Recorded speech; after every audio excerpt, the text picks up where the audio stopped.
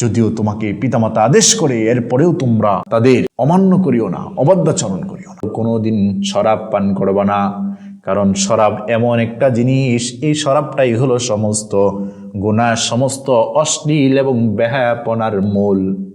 আলহামদুলিল্লাহ, আল্লাহ পাক রব্বুল আলমিনের দরবারে লাখো কোটি শুকরিয়া যে মহান রব্বুল আলমিন বরকতময় মাসে বসার তৌফিক দান করেছেন।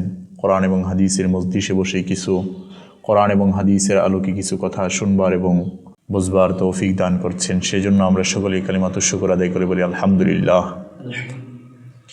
তো আলোচনা চলতেছিল আল্লাহ নবী সাল্লাল্লাহু আলাইহি ওয়াসাল্লাম হযরত মুআজ ইবনে জাবাল রাদিয়াল্লাহু তাআলা আনহুকে 10টি নসিহত পেশ করেন। হযরত মুআজ ইবনে জাবাল রাদিয়াল্লাহু তাআলা আনহু হাদিস বর্ণনা করে বলেন, আল্লাহর নবী সাল্লাল্লাহু আলাইহি ওয়াসাল্লাম আমাকে 10টি নসিহত পেশ করেন। সুবহানাল্লাহ, 10টি ওসিয়ত করে যান। 10টি ওসিয়ত আল্লাহ নবী সাল্লাল্লাহু আলাইহি ওয়াসাল্লাম হযরত মুআজ ইবনে জাবালকে করেন। শুধু তাই নয়, বরং অন্যান্য যত সাহাবায়ে কেরাম ছিল, অনেক সাহাবীদেরকে আল্লাহ রাসূল সাল্লাল্লাহু আলাইহি ওয়াসাল্লাম এক্সট্রা কিছু নসিহত করেছেন। এই নসিহতগুলা সকলকেই করেছেন, সকল সাহাবীদেরকেই করেছেন। বাকি যখন যাকে যেভাবে পেয়েছেন তাকে ওইভাবেই করেছেন। 10টা ওসিয়ত করেছেন। মুআজ ইবনে জাবাল রাদিয়াল্লাহু তাআলা আনহু বলেন, আল্লাহর নবী আমাকে 10টা ওসিয়ত করেছেন। এর মধ্যে 1 নম্বর ওসিয়ত হলো যে, হে মুআজ, তুমি আল্লাহ রাব্বুল আলামিনের সঙ্গে শিরিক করিও না। শুনে রাখবেন, একটু বুঝার চেষ্টা করুন। এগুলো শুধু মুআজ ইবনে জাবালের নসিহত নয়, তার জন্যই উপকারী, বিষয়টা এরকম নয়। গোটা পৃথিবীর মুসলিম উম্মার জন্য উপকারী, গোটা পৃথিবীর মুসলিম উম্মার জন্য উপকারী, সমস্ত মুসলমানদের জন্য উপকারী, সমস্ত মানুষের জন্য উপকারী। এগুলা বিশেষ করে আমাদের জন্য অত্যন্ত জরুরি বিষয়, জানা দরকার, জানা প্রয়োজন। আল্লাহর নবী সাল্লাল্লাহু আলাইহি ওয়াসাল্লাম মুআজ ইবনে জাবাল রাদিয়াল্লাহু তাআলা আনহুকে সর্বপ্রথম ওসিয়ত করেন, হে মুআজ, আল্লাহর সঙ্গে শিরিক করিও না, শরীক করিও না।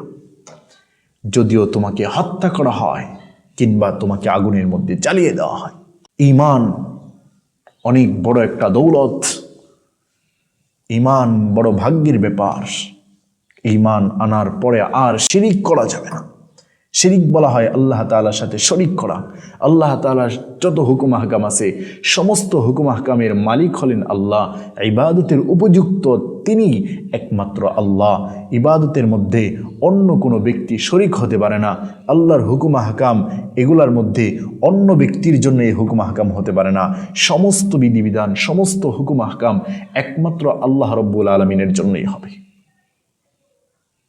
এই নসিহতটা আল্লাহর নবী মুআজ ইবনে জাবালকে করেছেন, বিষয়টা এরকম নয়।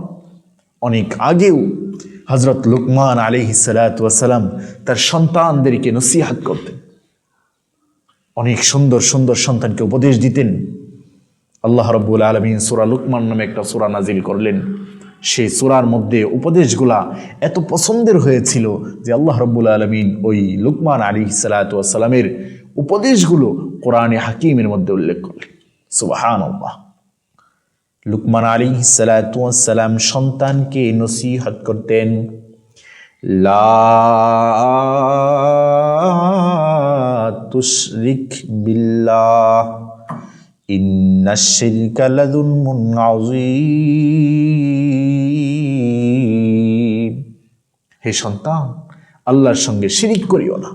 ইন্নাশ শিরকা লাযুলমুন আযীম, নিশ্চয়ই শিরিক মহাপাপ, নিশ্চয়ই শিরিক মহাপাপ।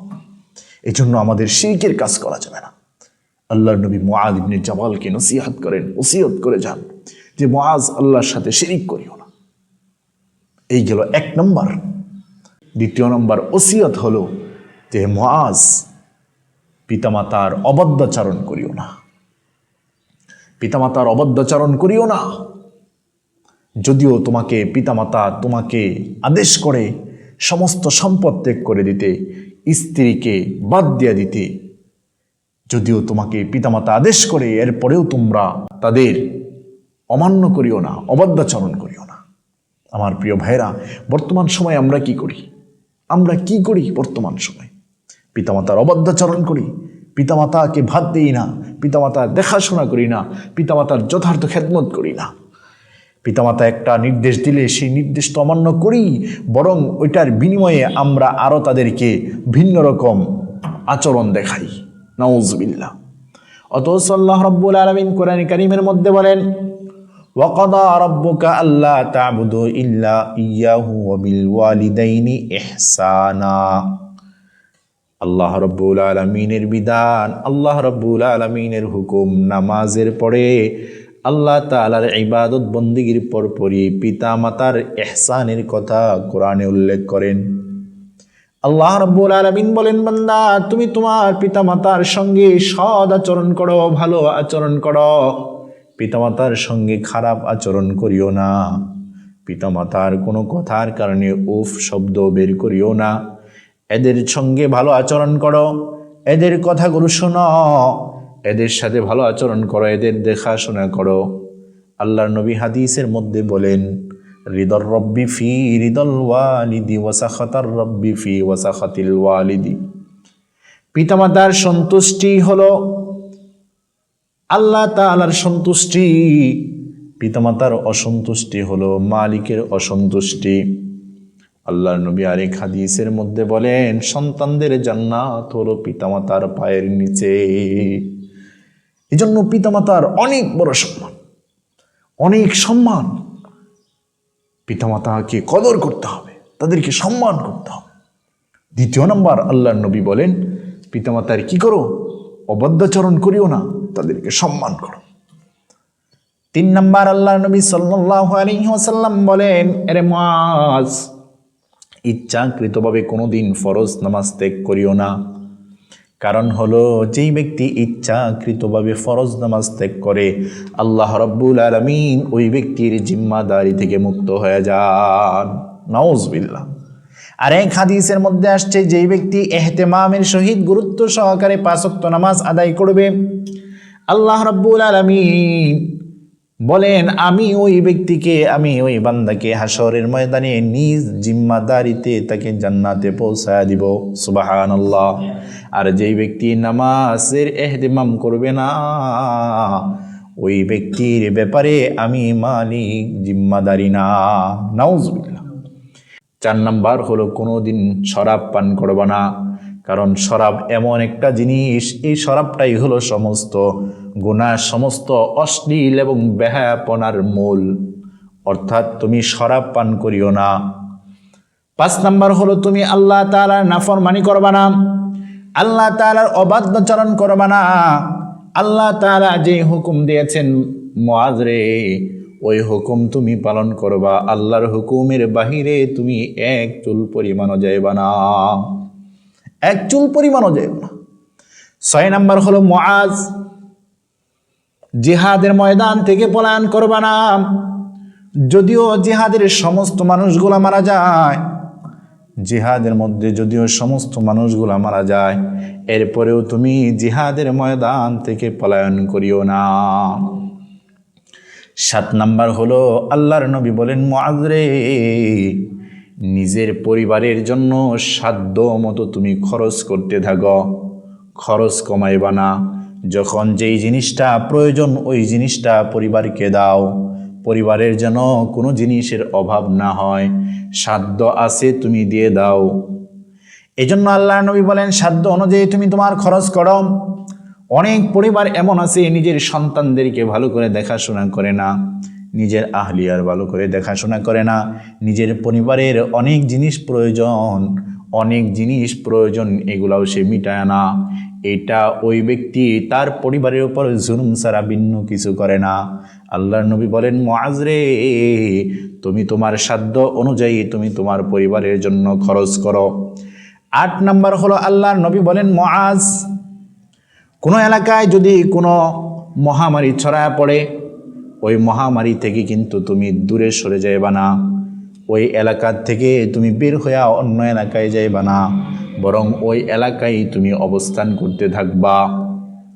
9 নাম্বার হলো, আল্লাহর নবী বলেন, মুআজ রে, তুমি তোমার পরিবারের উপর থেকে কিন্তু শাসনের লাঠি উঠায় নিও না। আল্লাহ নবী মুআজ ইবনে জাবালকে বলেন, মুআজ, তুমি তোমার পরিবারের উপর থেকে শাসনের লাঠি উঠায় নিও না। কারণ যখন আমরা বর্তমান সময়ে লাঠি উঠায় নেওয়ার কারণে, শাসন উঠায় নেওয়ার কারণে আমাদের সন্তানগুলা নামাজে আসে না, আমাদের সন্তানগুলা পিতামাতার কথা শোনে না, আমাদের সন্তানগুলা অনেক সময় রাতের 12টায় আসে, কি করে না করে আমরা কিছুই খবর রাখি না। অথচ এই সন্তানটাকে যদি রাসূলের নির্দেশ মোতাবেক আমরা যদি আগে থেকেই গাইডলাইন দিতাম, আমরা যদি আগে থেকেই দেখাশোনা করতাম, আমরা যদি আগে থেকেই তাকে সব কিছু আল্লাহর নবীর আদর্শ অনুযায়ী চলানোর একটা উপযোগী করে দিতাম, তাহলে তার জীবনটা অনেক সুন্দর হয়ে যেত। আল্লাহর নবী বলেন, যখন সন্তানের 7 বছর হয় ওই সময় সন্তানকে নামাজের প্রতি উদ্বুদ্ধ করো, নামাজের নির্দেশ দাও। আর যখন 10 বছর হয়ে যায় সন্তান যদি নামাজ না পড়ে তাহলে আঘাত পর্যন্ত করো। আজকে আমরা রাসূলের আদর্শ থেকে দূরে সরার কারণে আজকে আপনার আমার সন্তান আমার আপনার কথা শুনে না। আজকে সন্তানগুলো পিতামাতার কথা শুনে না, আজকে সন্তানগুলো মুরব্বীদের কথা শুনে না, আজকে সন্তান হুজুরদের কথা শুনে না, আজকে সন্তান এলাকার মানুষদের কোনো কথা শুনে না। এই কারণে আল্লাহর নবী বলেন, মুআজ রে, তুমি তোমার পরিবারের উপর থেকে শাসন উঠায় নিও না। 10 নম্বরে আল্লাহর নবী ওসিয়ত করেন, মুআজ, তুমি তোমার পরিবারকে আল্লাহর ভয় দেখাও, আল্লাহর ভয় তোমার পরিবারের মধ্যে নিয়ে আসো। অর্থাৎ তুমি নিজেও জাহান্নাম থেকে বাঁচো এবং তাদেরকেও জাহান্নাম থেকে বাঁচাও। আল্লাহর ভয় বেশি বেশি তাদের অন্তরে নিয়ে আসো। যদি আল্লাহর ভয় চলে আসে তারা নামাজ ছাড়বে না, যদি আল্লাহর ভয় চলে আসে তাহলে তারা রোজা ছাড়বে না, যদি আল্লাহর ভয় তাদের অন্তরের মধ্যে চলে আসে তাহলে কোনোদিন জিনা করবে না, যদি আল্লাহর ভয় চলে আসে তাহলে কোনোদিন সমাজপতি হওয়ার পরেও সমাজের উপর জুলুম করবে না। আল্লাহর ভয় যখন অন্তরের মধ্যে থাকবে, রাষ্ট্রপ্রধান হওয়ার পরেও দেশের জনগণের উপর জুলুম করবে না। যখন আল্লাহর ভয় অন্তরের মধ্যে থাকবে, চেয়ারম্যান হওয়ার পরেও সম্পদগুলো লুটে ফেটে খাবে না, এমপি হওয়ার পরেও সেই দেশের সম্পদগুলো আত্মসাৎ করে বাহির দেশে পাচার করবে না।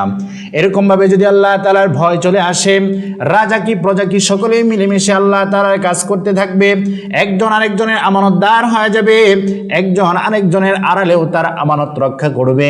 দেশের যত বড়ই মন্ত্রী হোক না কেন, ওই ব্যক্তি তার প্রজার সম্পদকে হেফাজত করবে যদি তার অন্তরের মধ্যে একটা বিষয় থাকে আল্লাহর ভয়। দেশের প্রজাও, সে এমপি মন্ত্রী, অনেক ব্যক্তিবর্গদের সম্পদ, অনেক ব্যক্তিবর্গদের জিনিসপত্রগুলো হেফাজত করবে। কিন্তু বন্ধু শুনে রাখো, আজকে সব সমস্যার মূল হচ্ছে আমাদের অন্তরে তাকওয়া, পরহেজগারি, মুত্তাকি, আল্লাহর ভয় বলতে কিছু নাই। কথা ঠিক কিনা? হ্যাঁ, আল্লাহর ভয় বলতে আমাদের অন্তরে কিছু নাই।